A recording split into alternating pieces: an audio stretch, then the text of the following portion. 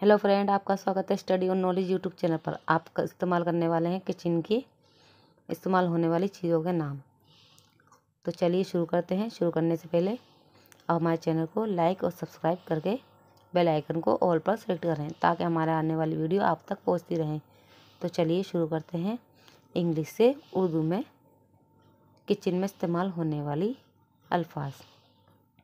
Slice टुकड़ा, पील छिलका उतारना, ब्रेक तोड़ना, ग्रेट कद्दूकस करना, स्टीर हिलाना, पोर उंडेलना, शॉट भूनना, स्क्वीज निचोड़ना, कनीड आटा गूंदना, बॉयल उबालना, चॉप काटना, डिप तरकना।